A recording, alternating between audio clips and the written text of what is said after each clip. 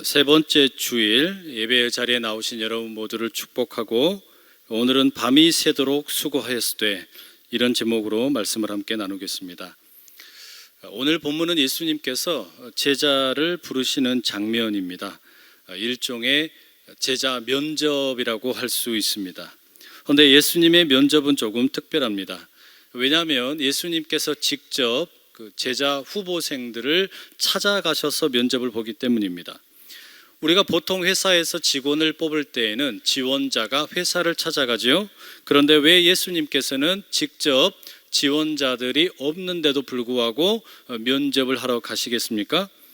예수님의 제자가 되고 싶어하는 사람이 아무도 없었기 때문입니다. 사람을 낚는 어부 모집 공고를 냈지만 아무도 관심이 없습니다. 물론 오늘 우리가 본문을 보게 되면 마지막에 베드로를 그 자리에서 뽑게 되시지만, 하지만 베드로도 처음부터 사람 낚는 어부라는 그 모집 공고에 관심이 있었던 것은 아닙니다. 이게 어떤 의미인지 오늘 본문을 함께 우리가 살펴보도록 하겠습니다. 여러분, 베드로는 우리가 잘 아는 것처럼 어부입니다. 그냥 어부도 아니고 갈릴리 호수에서 잔뼈가 굵은 베테랑 어부입니다. 그러나 베드로가 특별히 재능이 뛰어난 어부는 아니었습니다. 더욱이 사람을 낚는 어부가 되기에는 여러 가지로 자격 미달이었습니다. 우선 베드로는 그 외모가 볼품 없었던 것으로 짐작이 됩니다. 여러분, 우리가 흔히 성경을 배경으로 하는 영화를 보게 되면 아주 멋진 백인 배우들이 배역을 맡지요. 하지만 그것은 현실과 조금 거리가 멉니다. 탐 크루즈나 브래드 피트 같은 아주 잘생긴 얼굴에 멋진 코스튬을 기르고 또 눈웃음을 날리며 남성미를 자랑하는 그런 베드로를 상상하면 곤란합니다. 바다에서 일하는 사람들이 다 그렇듯이 베드로의 손은 굳은 살이 박혀 거칠고, 또 손톱에는 시커먼 때가 잔뜩 끼어 있고, 얼굴은 바닷바람을 많이 맞다 보니까 훨씬 늙어 보이는 그런 모습임에 틀림없습니다. 이게 사실이죠. 쉽게 말해서 베드로는 겉보기에 볼품없고 평범한 사람이라는 말입니다. 두 번째로는 이 베드로가 얼굴 생김새만 평범한 게 아니라 어부로서의 실력도 엉망이었습니다. 여러분, 취미로 낚시하는 사람이 하룻밤 고기 잡으러 갔다가 허탕을 치고 돌아오는 것은 괜찮습니다. 그건 어차피 취미이니까 말이죠. 하지만 전문 어부가 고기를 잡으러 나갔는데 빈손으로 돌아왔다면 어떻습니까? 이건 이야기가 다른 것이죠. 전문 어부가 밤새도록 그물질하고 낚시질을 했음에도 불구하고 고기를 한 마리 잡지 못했다라는 것은 능력이 없다라는 말입니다. 가족들을 먹여 살릴 만한 경제적인 능력이 없고 어부로서의 자질도 부족하다라는 말입니다. 베드로는 그런 사람이죠. 그리고 세 번째로는 오늘 본문의 8절에 의하면 베드로는 죄인입니다. 농담이 아니라 베드로는 아마도 죄를 짓는데 상당히 익숙했던 사람으로 보입니다. 생선을 팔면서 10마리를 준다고 해놓고서 9마리만 주고 1마리는 자기 주머니에 쏙 넣어놓는 그런 죄인이었는지도 모릅니다. 결론이 뭐냐? 안타깝게도 베드로는 우리의 기대와는 다르게 멋진 외모나 뛰어난 실력을 자랑할 만한 어부가 아닙니다. 그저 죄를 잘 짓고 거칠게 살아가는 평범한 사내일 뿐이라는 사실입니다. 베드로만 그랬겠습니까?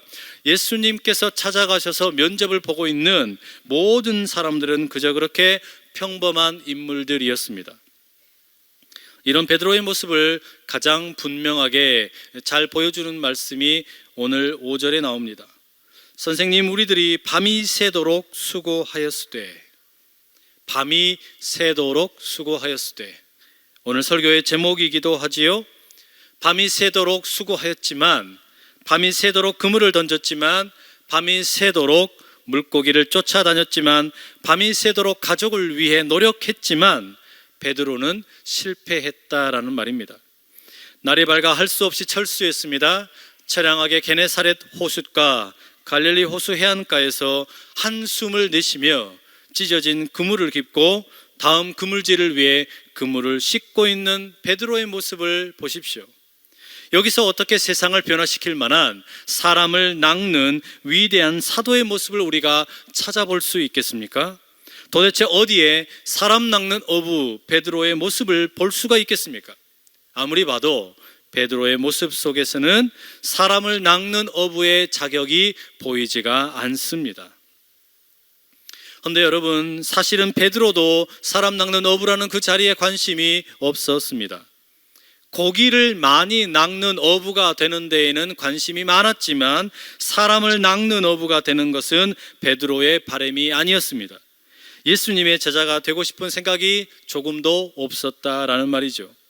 오늘 본문의 내용을 한번 자세히 들여다보시죠.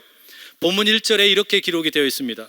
무리가 몰려와서 하나님의 말씀을 들을새 예수는 게네사렛 호숫가에 서서, 이 구절에 의하면 하나님 말씀을 듣겠다고 예수님 주변으로 많은 사람들이 몰려 나왔습니다.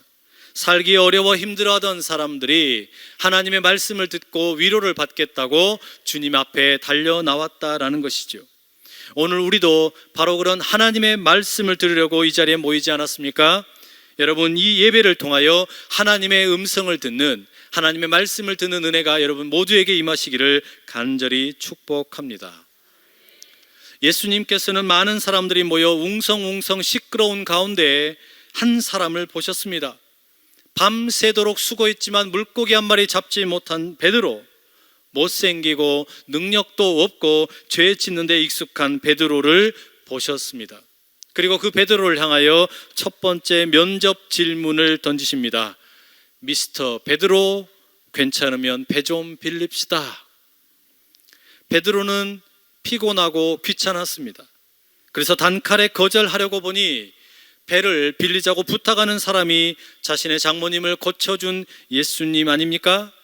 앞선 4장의 38절과 39절에 나오는 내용이죠. 그래서 답례하는 차원에서 본래는 시간당 적어도 5만 원은 받아야 되지만 무료로 봉사해 주기로 합니다. 예수님은 베드로에게 배를 육지에서 조금 거리를 두게 하시고 배에 앉으신 채로 사람들에게 하나님의 말씀을 가르치셨습니다. 이제 그렇게 시간이 흘러 말씀 시간이 끝났습니다. 말씀이 끝났으니 이제 배를 육지에 정박시키고 집에 가려고 하는데 예수님께서 두 번째 면접 질문을 던지십니다. 미스터 베드로, 밤새 고기 한 마리 못 잡은 것 같은데 저기 깊은 데 가서 그물 한번 내려봅시다. 베드로가 상당히 당황스럽고 화가 났습니다. 이런 상식에 맞지 않는 요청을 한 번도 받아본 적이 없기 때문입니다. 지금 자신에게 이런 이상한 요구를 하는 예수님은 목수입니다. 고기 잡는 일의 전문가가 아니에요. 고기는 자신이 전문가로 잘 알고 있습니다. 그런데 그물을 저기 던져라 여기 던져라 요구하는 것 예의가 아니죠. 안 그래도 어제 밤새도록 그물질해서 피곤한데 게다가 한 마리도 잡지 못해 스트레스가 이빠이 찼는데 지금 저기 깊은 데 가서 물고기 잡자고 그물 내리라고 하니, 여러분 이건 지금 베드로 놀리자는 것이죠.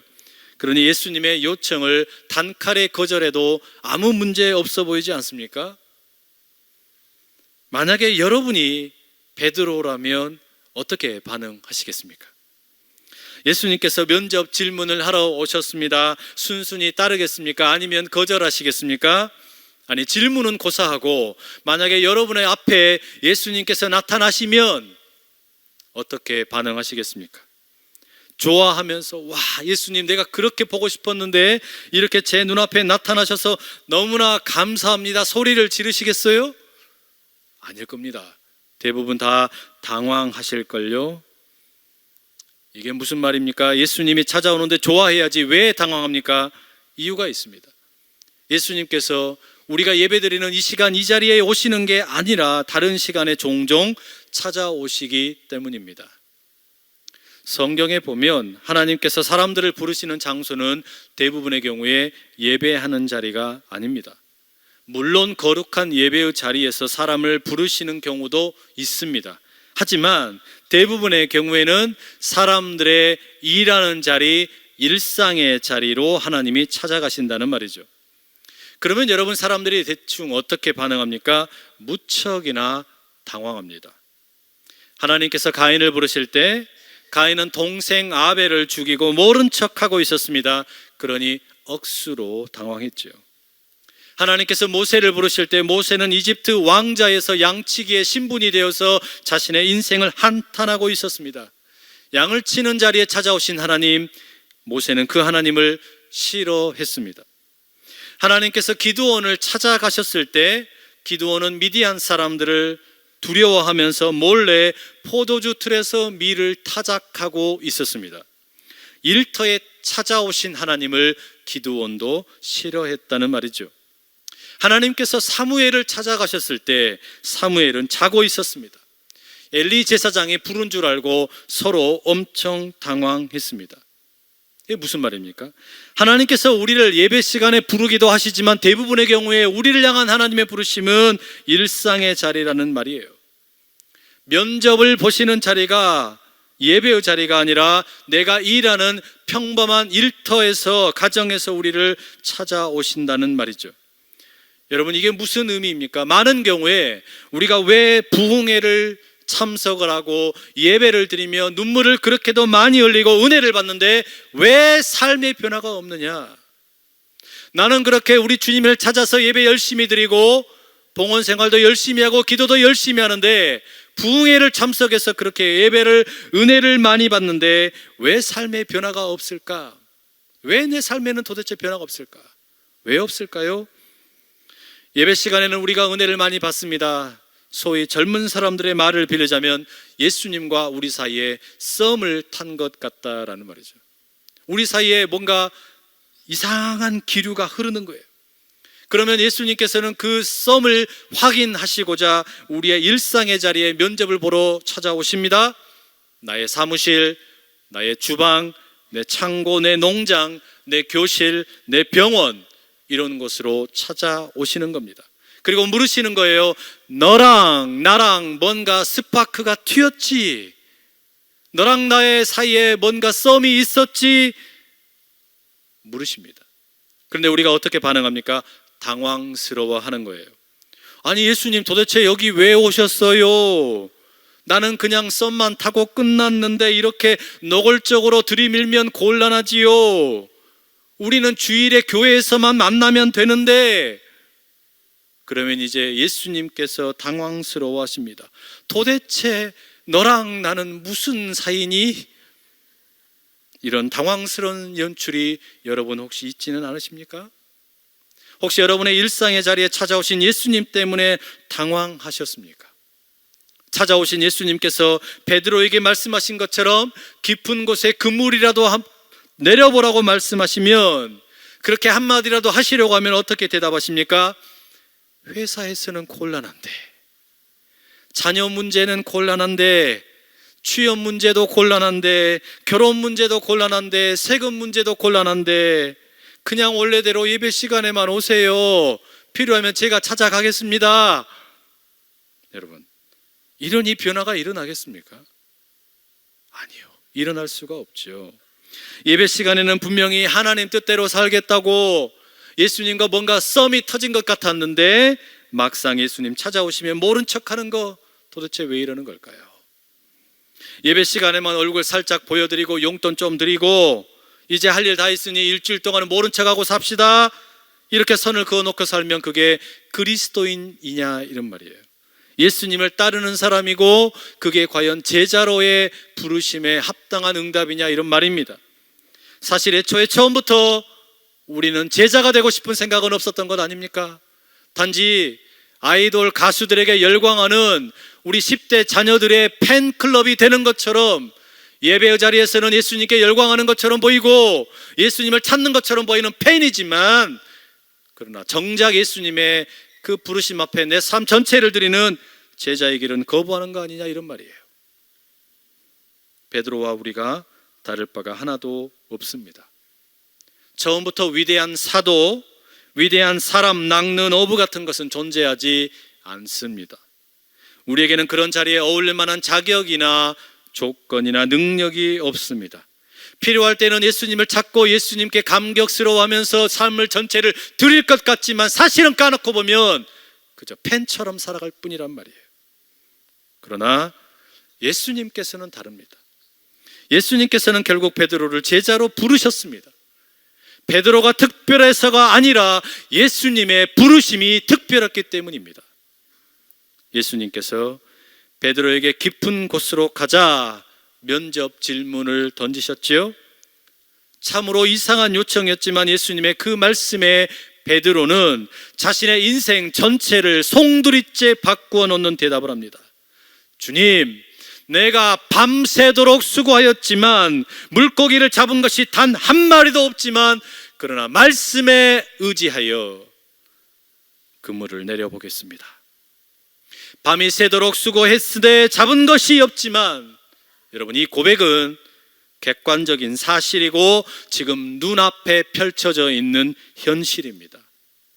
우리라고 다를 바가 없지요.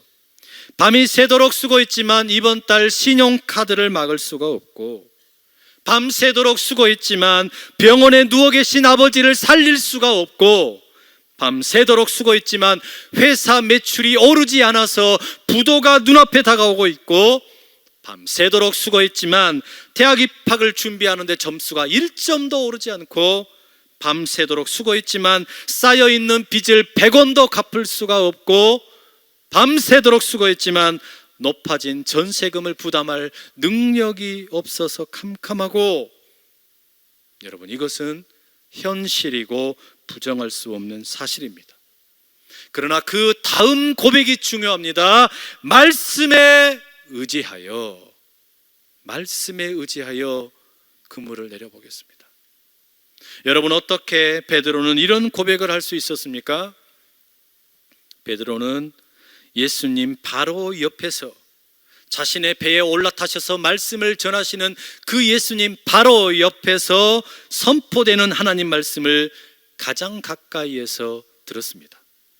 그 하나님의 말씀을 가장 가까이에서 듣다 보니 실패하고 넘어지고 보잘것없어 보였던 이 어부 베드로의 가슴이 뛰기 시작을 했다는 말이에요. 하나님의 말씀을 가장 가까이에서 듣다 보니까 냉랭하게 식어버렸던 그 가슴이 뛰기 시작을 했고, 그래서 하늘 말씀에 의지하여 나의 경험과 나의 노력과 나의 실패에도 불구하고 말씀에 의지하여 깊은 곳에 그물을 내려보겠다라고 순종하는 것이죠.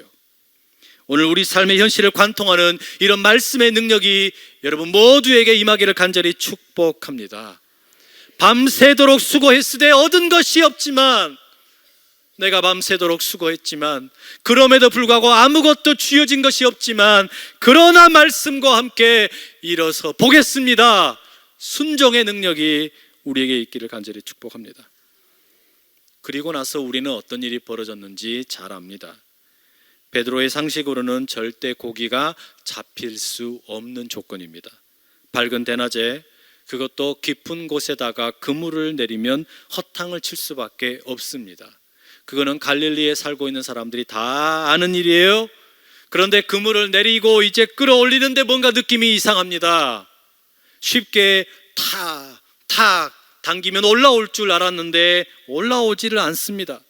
혹시 암초에 걸려서 그물이 찢어지는 건가? 그런데 그것도 아니에요.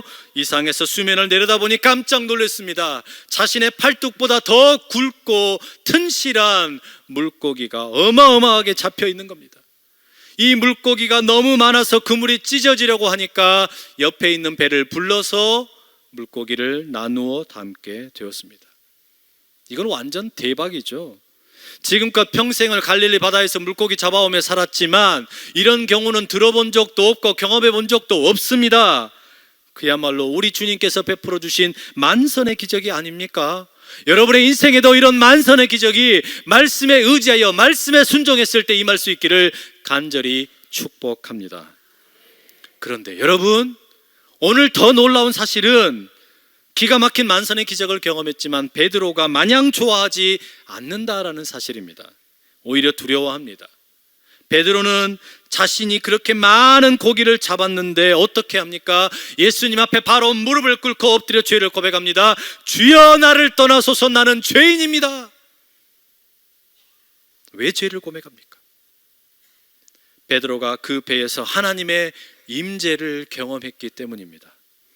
안식일에 회당에서 예배드릴 때 경험했던 하늘의 임재가 예배 시간에 모여서 찬양하고 기도하고 주의 말씀을 들을 때 경험했던 하나님의 임재가 자신의 일상의 자리인 바로 그 배 위에서 경험이 되었기 때문이에요. 나는 하나님을 만나는 자리는 예배의 자리에서만 만나는 줄 알았는데 내가 일하는 자리, 고기 잡는 그 자리에 하나님의 임재가 느껴지니까 두려운 겁니다.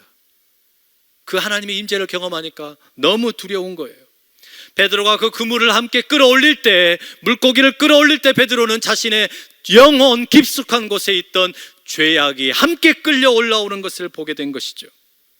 온갖 더러운 영혼의 찌꺼기들이 수면 위로 나오면서 햇빛 가운데 드러나는 것을 보게 된 거예요. 그래서 고백을 합니다. 주님, 나를 떠나십시오. 나는 죄인입니다. 여러분, 이건 훨씬 더 실제적인 죄 고백입니다. 우리가 예배 시간에 참회의 기도를 드릴 때 그때는 우리가 죄를 짓는 현장이 아니죠. 그러니 잠시 눈물 흘리고 지나갈 수 있습니다. 그러나 지금 베드로는 마치 현행범으로 잡힌 것 같은 그런 충격을 경험하는 거예요. 나는 이렇게 잡은 물고기 가지고 때로 사기를 치기도 하고 10마리 존다고 해놓고서는 9마리만 주기도 했는데 바로 그 자리에 도저히 피할 수 없는 하나님의 임재가 나타나는 겁니다. 하나님의 영광이 그 자리에 덮어버리는 거예요. 그러니 고백합니다. 주님 앞에서 나는 죄인입니다. 여러분, 예수님께서 제자를 부르시는 마지막 면접이 무엇입니까? 바로 이겁니다.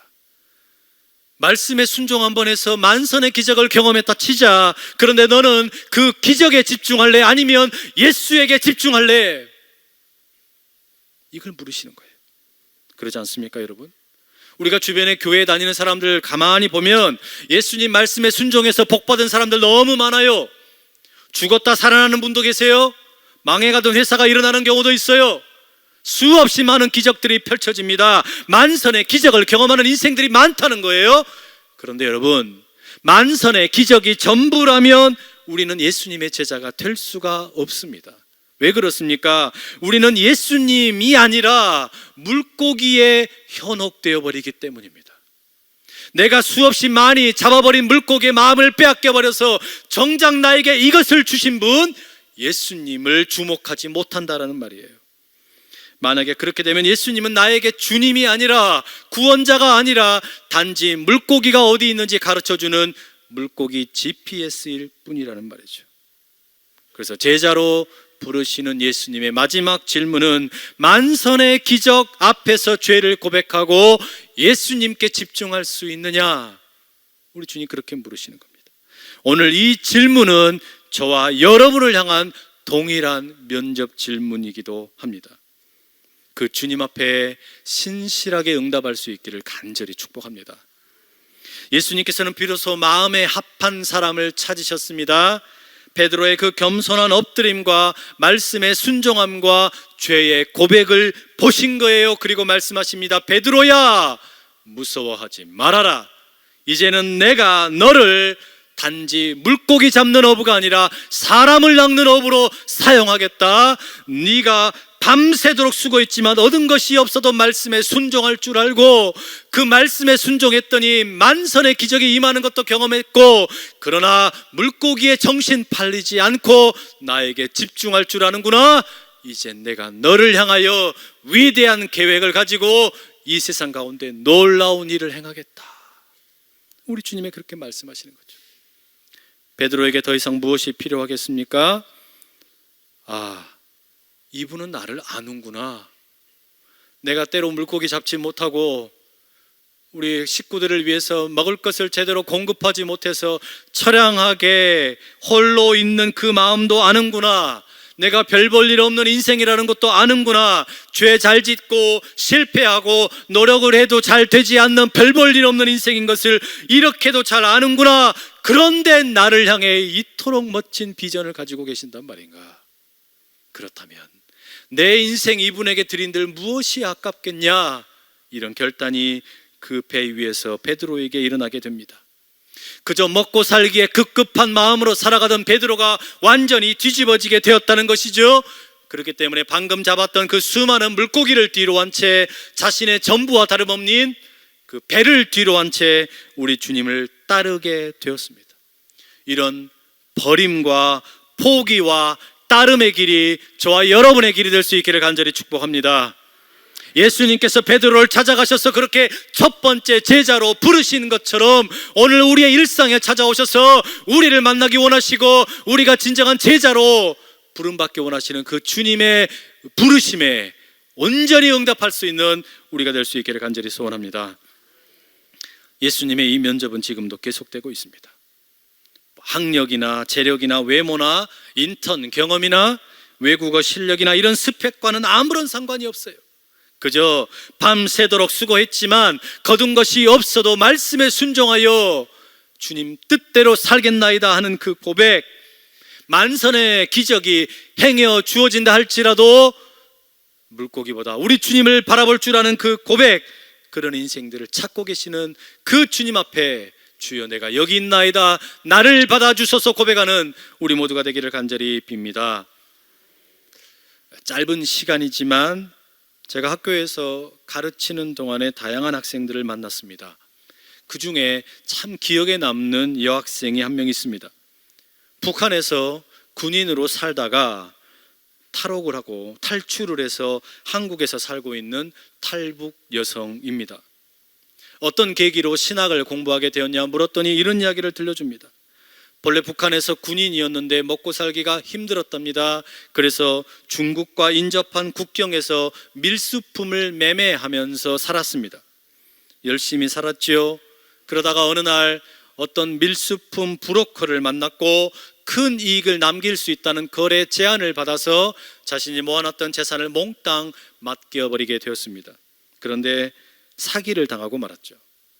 뒤늦게 이 사실을 알고 그 브로커를 잡아 죽이겠다고 건너지 말아야 할 국경을 건너 중국으로 갔습니다.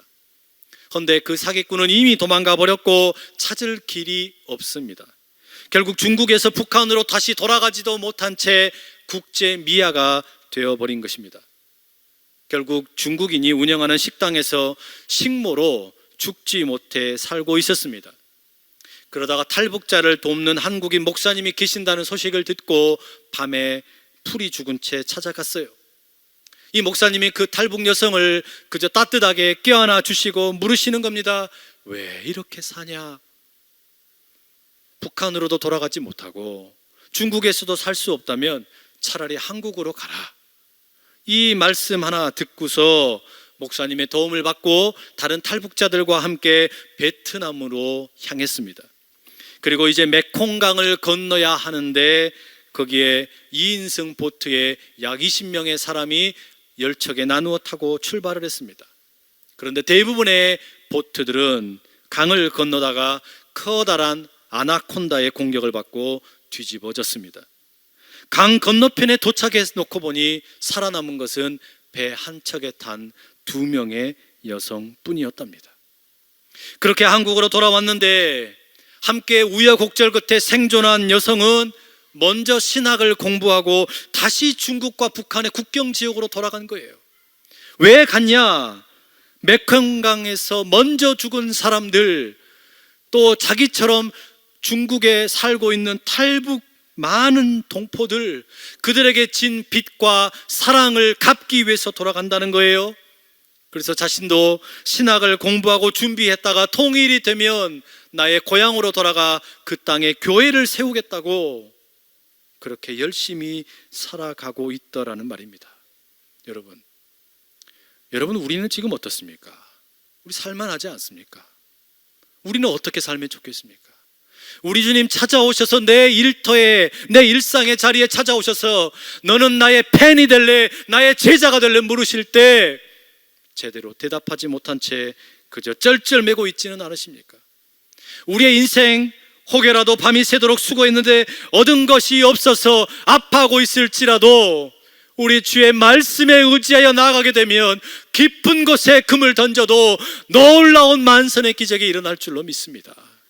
그리고 그 주님께서 우리와 함께하여 주시면 우리의 인생 그저 먹고 사는 것에 그 급에 살아가는 인생이 아니라 주님 나라와 주님 영광을 위하여 참된 사람 낚는 업으로 귀하게 쓰임받게 될 줄로 믿습니다. 바로 그런 다짐을 가지고 있는 이들에게 우리 주님이 말씀하십니다. 내가 너와 함께 하리라.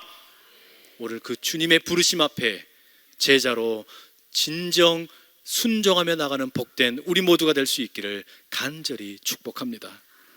여러분, 이 시간에 우리 같이 한번 기도하십시다.